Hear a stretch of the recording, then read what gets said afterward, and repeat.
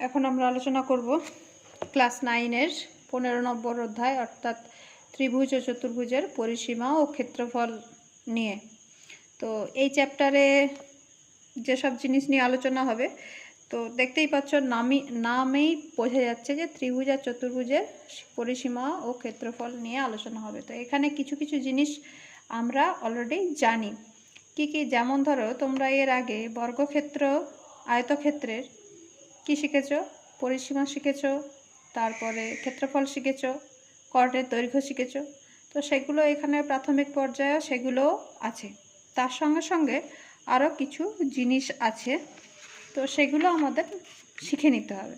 এবার প্রথমের দিকে যেই অংশগুলো আছে সেখানে সাধারণত বর্গক্ষেত্র কিংবা আয়তক্ষেত্রর উপরেই অঙ্কগুলো আছে।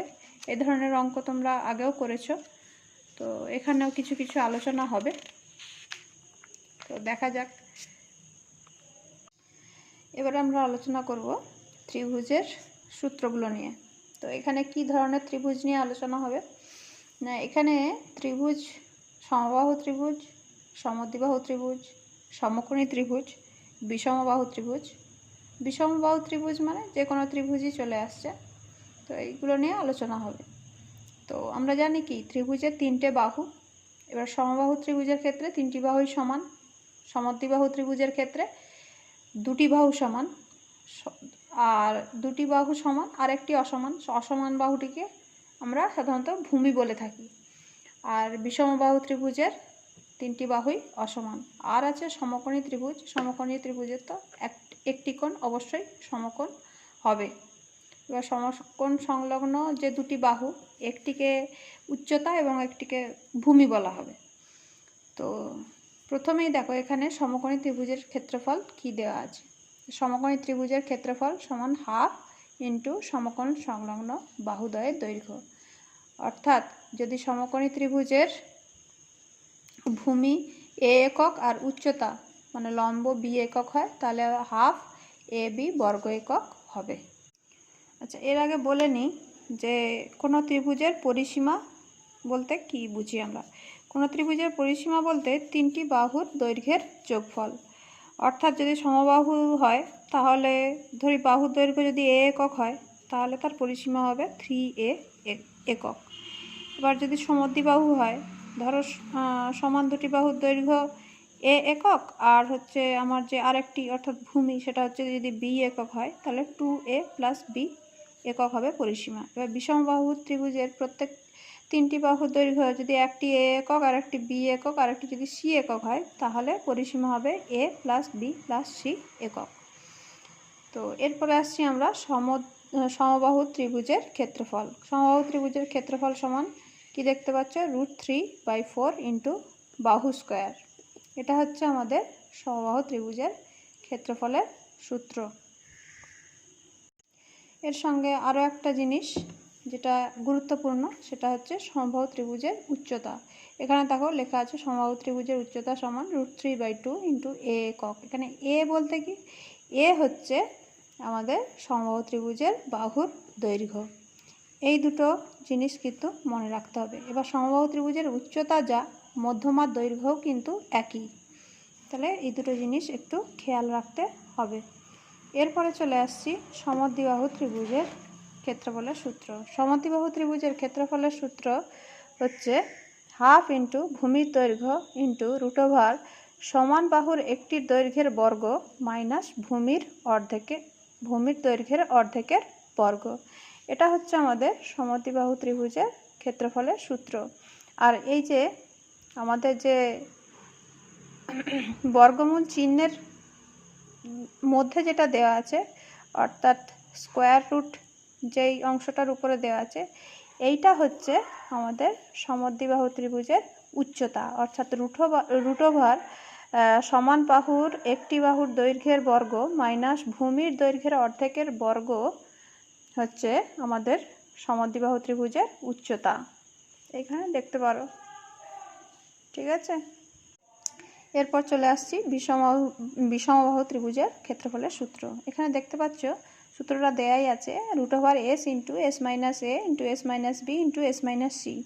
এখন প্রশ্ন হচ্ছে s a b c এগুলো কি। এখানে যদি পরের 3টে লাইন পড়ো, পরের 2টো লাইন পড়ো, পুরো পরিষ্কার বোঝা যাবে যে কোনো ত্রিভুজের 3টি বাহুর দৈর্ঘ্য এ বি সি হলে ওই ত্রিভুজাকার ক্ষেত্রের ক্ষেত্রফল √s into S minus A into S minus B into S minus C, যেখানে এস হচ্ছে অর্ধ পরিসীমা সমান a plus B plus C by 2। এবারে যে কোনো ত্রিভুজের ক্ষেত্রে আমরা কিন্তু এই সূত্রটা কাজে লাগাতে পারি।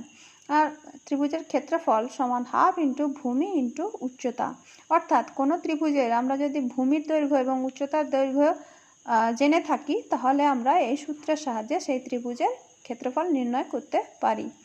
আচ্ছা, এখানে দেখো বক্সে কিছু ইনফরমেশান দেওয়া আছে, এইগুলো একটু পড়ে নিও। এতক্ষণ আমরা ত্রিভুজ নিয়ে আলোচনা করলাম, অর্থাৎ ত্রিভুজের সূত্রগুলো নিয়ে আলোচনা করলাম। এবারে কিছু চতুর্ভুজ দেখে নেব।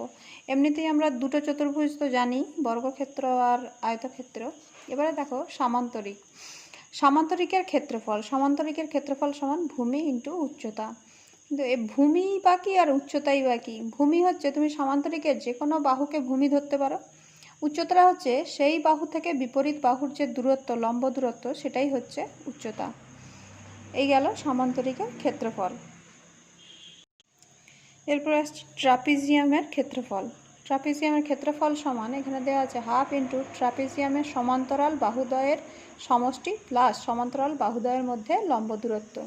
অর্থাৎ এই দেখো ABCD একটা ট্রাপিজিয়াম, এই ট্রাপিজিয়ামের ক্ষেত্রফল সমান কি হবে না half into AB plus CD into AM, অর্থাৎ সমান্তরাল বাহুদ্বয়ের সমষ্টি গুণিতক তাদের মধ্যে দূরত্ব, আর তার আগে অবশ্যই হাফ দিয়ে গুণ হবে। এবার আসছি রম্বসের ক্ষেত্রফল। রম্বসের ক্ষেত্রফল হচ্ছে রম্বসাকৃতি ক্ষেত্রের ক্ষেত্রফল সমান হাফ ইন্টু কর্ণদ্বয়ের দৈর্ঘ্যের গুণফল। অর্থাৎ রম্বসের কর্ণদ্বয়ের দৈর্ঘ্য যদি আমাদের জানা থাকে তাহলে আমরা এই সূত্রের সাহায্যে আমরা কি করতে পারি, রম্বসের ক্ষেত্রফল নির্ণয় করতে পারি। আর এখানে আর একটা কথা বলে দিই যে যেহেতু রম্বসের ক্ষেত্রে আমরা কিন্তু সামান্তরিকেরও সূত্র প্রয়োগ করতে পারি। তো এখন আমরা আলোচনা করব প্রশ্নমালা নিয়ে আলোচনা করব, অর্থাৎ কোষে দেখি 15.1। তো প্রথম অঙ্ক যেটা আছে এখানে দেখতেই পাচ্ছ একটা ছবি দেওয়া আছে, সেই ছবি অনুসারে আমাকে এই যে নিচের যে তথ্যগুলো বের করতে দিয়েছে সেগুলো বের করতে হবে। তো ছবিটা আগে দেখে নিই। একটা কি আছে, বর্গাকার বাগান আছে যার প্রতিটি বাহুর দৈর্ঘ্য 20 মিটার। এখানে একটা বারান্দা আছে যার দৈর্ঘ্য 10 মিটার, প্রস্থ 5 মিটার। এখানে একটা পড়ার ঘর আছে যার দৈর্ঘ্য 6 মিটার আর প্রস্থ 5 মিটার।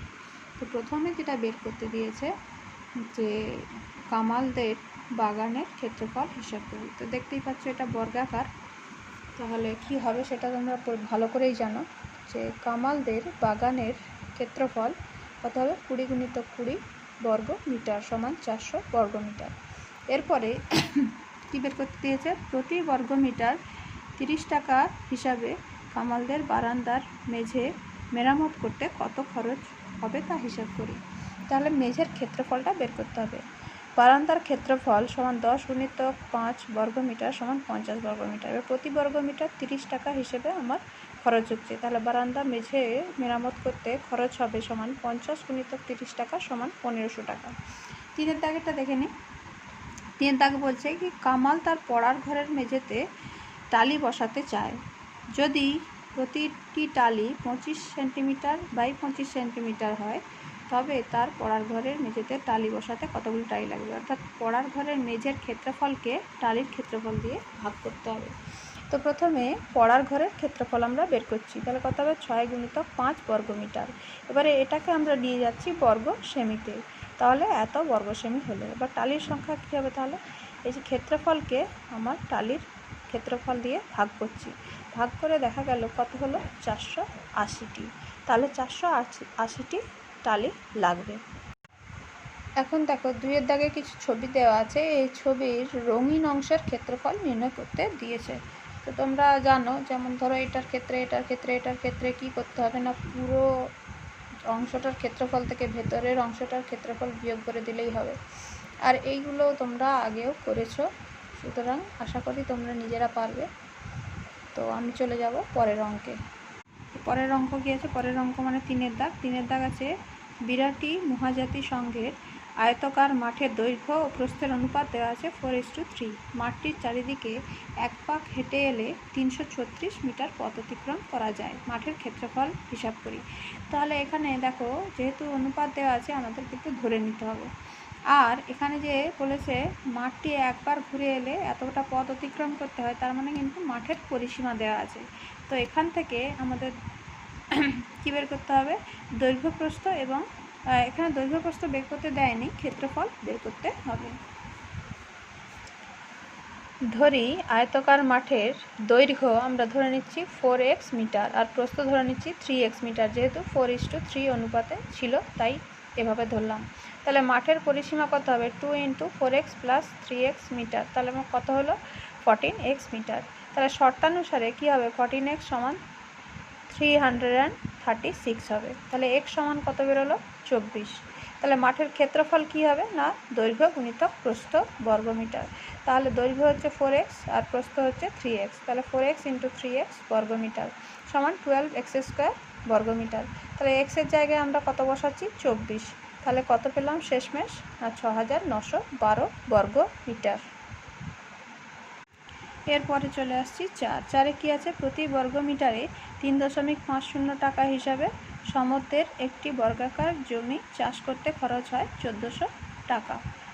তো প্রতি মিটারে 8.50 টাকা হিসেবে সমতল জমিটির চারধারে একই উচ্চতায় তারের বেড়া দিতে কত খরচ হবে সেটা হিসাব করতে দিয়েছে। তো এখানে দেখো চাষ করতে খরচ মানে এখানে কিন্তু আমাদের এই দুটো তথ্য থেকে ক্ষেত্রফল বেরোবে। আর তারপরে বেড়া যে দেওয়া হবে সেটা কি বরাবর দেওয়া হবে, পরিসীমা বরাবর দেওয়া হবে, অর্থাৎ বেড়ার দৈর্ঘ্য পরিসীমার সঙ্গে সমান হবে। তাহলে পরিসীমাকে যদি আমরা এটা দিয়ে গুণ করি তাহলে আমরা বেড়া দিতে খরচটা পাবো, কত খরচ হলো সেটা পাবো।